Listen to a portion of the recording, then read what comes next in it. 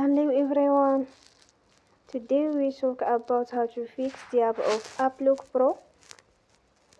We will go to settings, then we click on apps.